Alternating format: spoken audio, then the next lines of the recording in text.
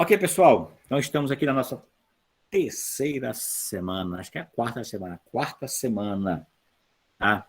A gente já trabalhou algumas temáticas importantes para vocês. Vocês acabaram de fazer uma prova de leitura do conto Felicidade Clandestina. Alguns já perceberam que ler não é tão fácil, às vezes um esquecimento, uma rateadinha faz vocês errarem o item. Eu coloquei só questões de VOF, mas não é tão simples assim. Se fosse, por exemplo, no CESP, lá no SEBRASP, um errado não dava uma certa. Então, você teria que tomar alguns cuidados. Então, não chutem qualquer questão. Então, a gente já passou um pouco na questão da leitura. Eu já mostrei a vocês da importância. Vocês já estão indicando livros que vocês ou já leram ou vão começar a ler, ou estão lendo ou vão começar a ler. E agora eu vou avançar um pouquinho na questão dos gêneros textuais. Então, vamos ficar aqui uns 20 minutinhos nesse conteúdo de hoje. O que a gente chama de gêneros textuais? Nós temos que ler texto. Primeira ideia, nós temos que ler texto. Então, quando aquilo que eu penso e aquilo que eu quero expressar, eu me expresso por meio de texto. Só que texto não é só letra, não. Se eu fizer assim, ó, isso aqui é um texto. Se eu fizer assim, depois dessa CPI, algumas pessoas vão, ó, se eu fizer aqui é um texto. Ou seja, o que é texto? É tudo aquilo que comunica. Mas acontece que, vamos tratar aqui esses vários formatos de texto, uma placa, uma blusa, um sorriso, um olhar, um gesto, tá? Uma letra, um bilhete. Esses diversos textos, eles são agrupados em gêneros, em formatos. Então, agora vamos conhecer alguns formatos de textos, basicamente, e ver as importâncias dele. Primeira questão envolve a questão da leitura e da escrita. Primeiro, premissa fundamental é: quem não sabe aonde quer chegar, qualquer caminho serve, dizem aí os sábios, né? Você é meio perdido aí, qualquer direção que você pegar, você vai. Tá? Se você vai voltar, não sabe, mas quem está perdido, qualquer caminho serve.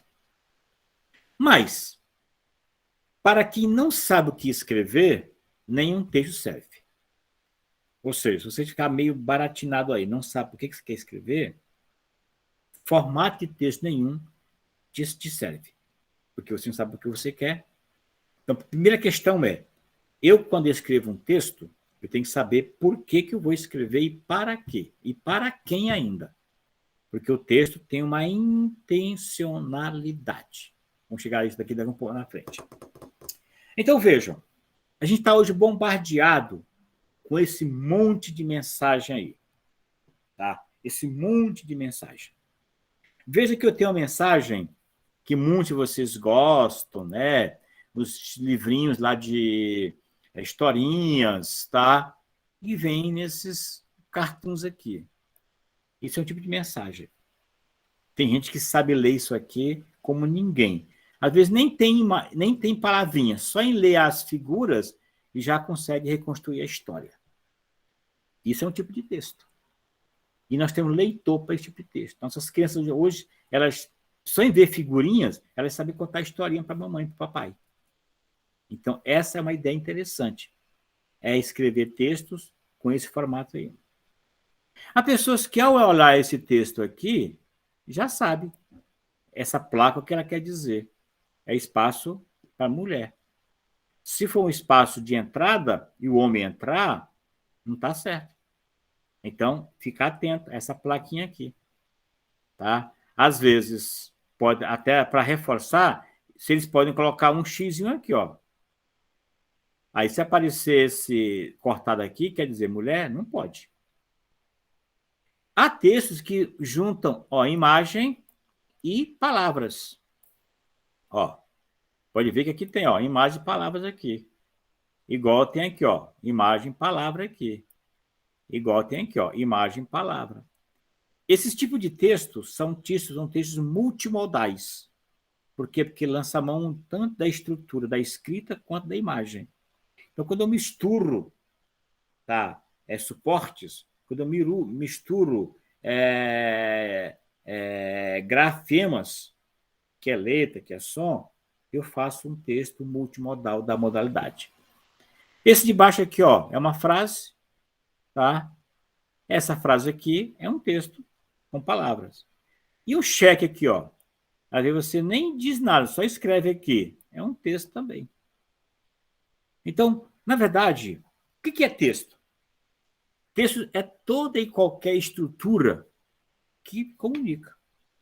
Só que eu preciso agora compreender numa linguagem um pouquinho mais técnica. Então, texto são diferentes maneiras de eu organizar uma informação.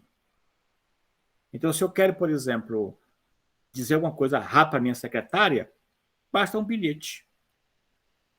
Se eu quero, de repente, mandar uma mensagem para o meu filho, de que para ele passar aqui rapidinho, ele está com o celular, basta eu mandar um WhatsApp para ele. Se eu quiser mandar para o Instituto um documento, um currículo meu, tá? Eu posso mandar um e-mail. Então, eu tenho várias maneiras de dizer a mesma coisa, ou coisas diferentes, por meios diferentes. Então, isso é gênero. Tá? Mas também são realizações linguísticas. O que é isso? São estruturas linguísticas de palavras. Então, quando eu faço, por exemplo, um poema, eu ponho no texto lá aquela minha ideia, em forma de palavras. E aquilo vai se concretizando e vocês vão se comunicando comigo. Mas texto também são padrões.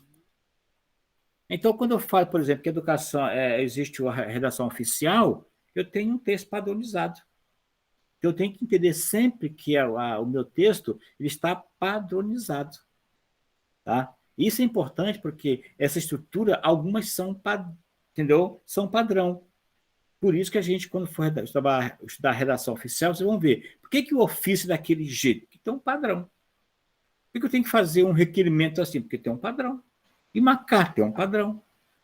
Então, perceberam, são vários suportes, mas alguns têm um padrão, outros são mais soltos. Tem gente que faz poema, como fiz naquela, juntando letra com número, tem gente que faz poema, pegando a questão espacial, que é os poemas concretistas. Tá? Então, tem gêneros que são mais flexíveis, outros que são padronizados. Muito bem. Mas aí, primeiramente, a única forma de eu me comunicar é pelo texto. Quer seja ele um texto imagético, quer seja ele um texto escrito, quer seja ele um texto juntando as duas coisas, quer seja ele um texto de gesto, quer seja ele um texto de placa, quer seja ele um texto de silêncio. O silêncio também é um texto, viu, gente? Às vezes você fica meio calado, tá? Ali tá comunicando alguma coisa. Então você tem que aprender até ouvir o silêncio. Tem gente que não quer falar, não está na hora de falar, precisa se encontrar. Então, tem um silêncio. É um texto. Tá? Só que todo texto tem uma função. Eu tenho que saber que o texto tem uma função. Então, quando eu escrevo um texto, para que eu quero escrever aquele texto? Eu posso escrever o texto para convencer você, para me apresentar, para exaltar os meus dotes. Eu posso escrever um texto para anunciar alguma coisa. Eu posso escrever um texto para elaborar alguma coisa. Então, o texto tem funções múltiplas, são chamadas funções da linguagem, em que eu vou desenvolvendo o texto.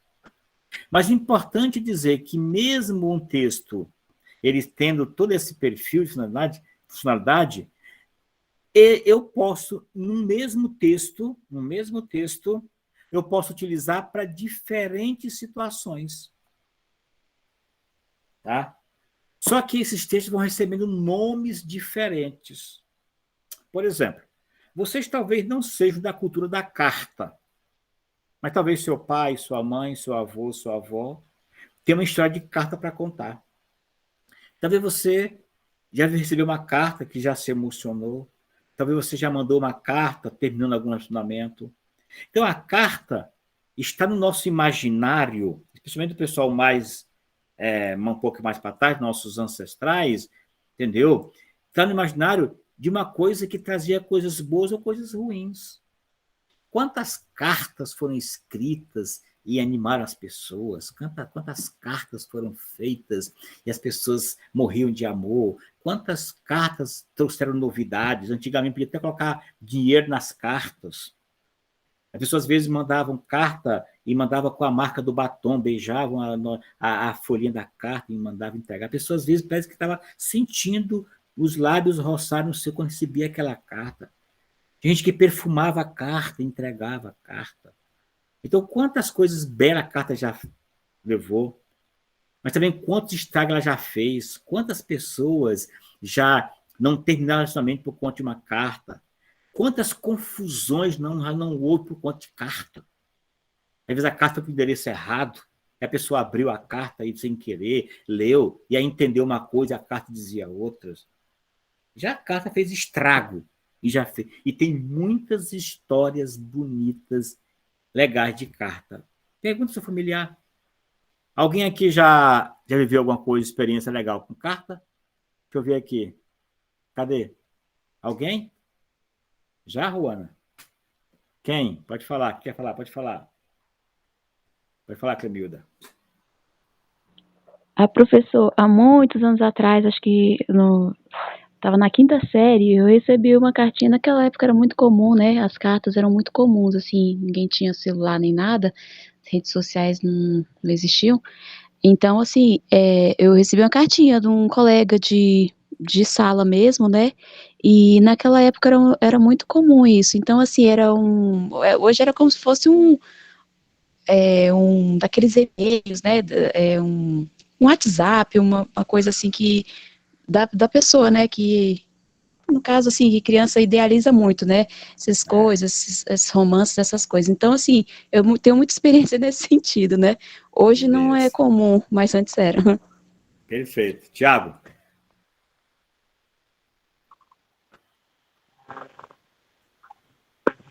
Tiago, pode falar. Estamos vendo?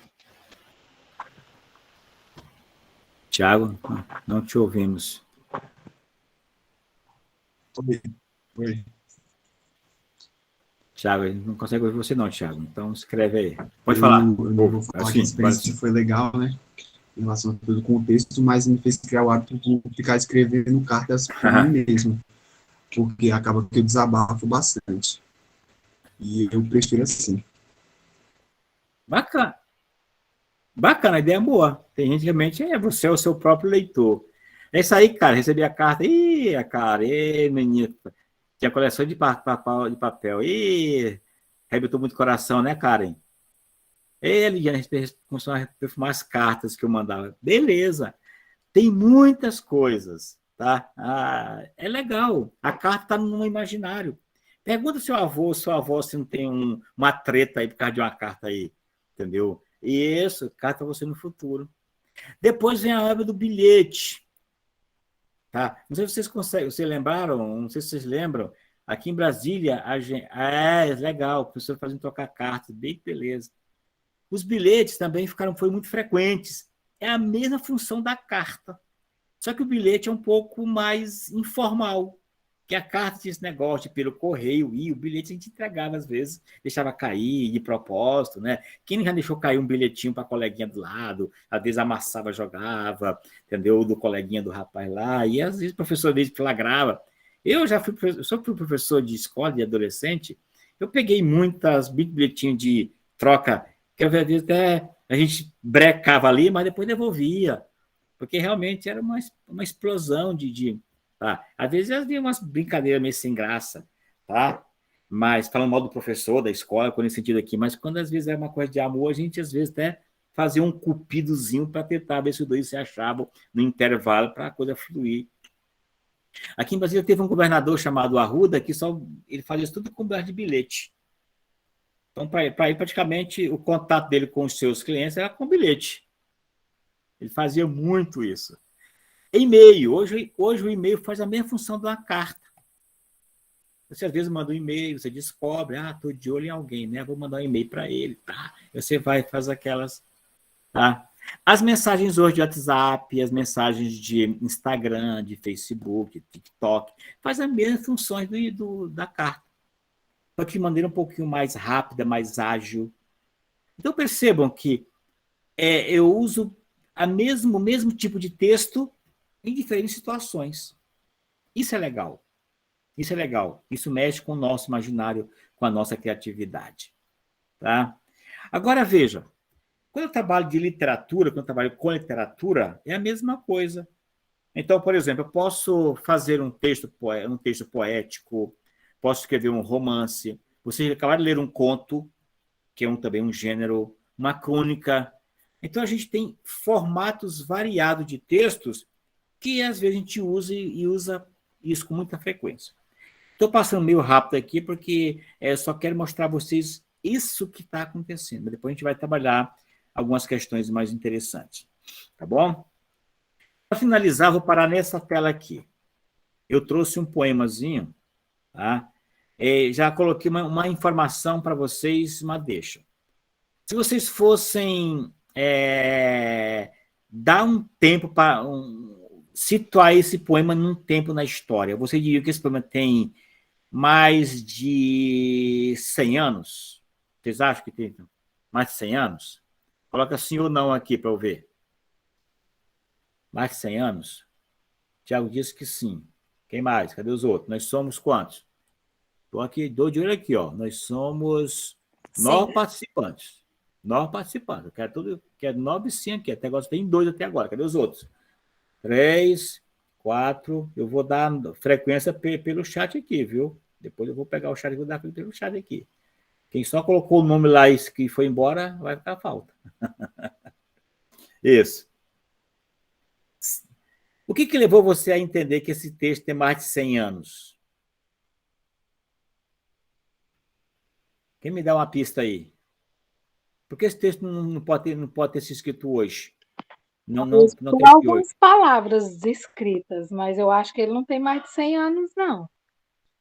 Tá certo. Algumas palavras que não são muito dia a dia, né? Pode falar. Acredito porque Quem ia falar? Pode. Porque ele é bem consagrado já e tem prêmio com o nome dele, então eu acredito por isso.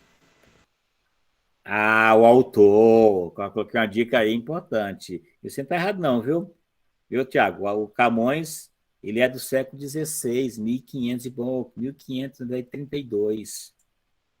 Esse texto aqui tem mais de 500 anos. Agora, olha legal aqui. Olha legal. Um texto de 500 anos que a gente está lendo ainda hoje, no século XXI, e tem uma beleza que a gente não pode extrapolar, porque, olha, o texto bom, ele ultrapassa tempos e tempos e tempos. Então, olha um texto legal. Menina dos olhos verdes, por que me não vedes? Eles verdes são e têm por usança na cor esperança e nas obras não. Vossa condição não é de olhos verdes, por que me não vedes? É atemporal, perfeitamente. Primeira coisa, a gramática aqui, ó, gramática. Ó. Observe que ele usou o porquê lá em cima separado e o porquê embaixo junto. Por que isso? Pergunta. O porquê de pergunta sempre é separado. O porquê de resposta sempre é junto. Tá aqui. Primeira coisa. Segunda questão. Observe que ele usou verdes aqui e verdes. Usou verdes aqui e verdes. Fica atento aí. Outra questão. Também usou verdes aqui. Também usou aqui, ó. Usança. Uma expressão que talvez se não usem hoje. É uma coisa muito antiga. Ó, eles verdes são e têm por usança, por costume, por hábito, na cor esperança. Ou seja, essa ideia de que o verde significa esperança já vem mais de 500 anos. Está aqui, primeiro Camões já falou aqui, ó. Quando o verde da esperança, isso já era uma ideia que vinha lá do século XVI. Mas, menina, dizia o poema, você carrega no olho o verde a esperança, mas a vossa condição, ou seja, o que você faz, não é de esperança. Por quê? Porque você não me vê. Agora, olha uma coisa interessante aqui, tá? Vou voltar para a gramática aqui, ó. Esse texto, todo ele é entendido com base na morfologia, na gramática. Se você souber gramática, você consegue matar essa charada aqui sem qualquer problema. Vocês já ouviram falar que gramática a gente tem substantivo, adjetivo, numeral, pronome, verbo, advérbio? Já ouviram falar, né? Preposição, conjunção? Já ouviram falar isso aí, né? São as classes gramaticais.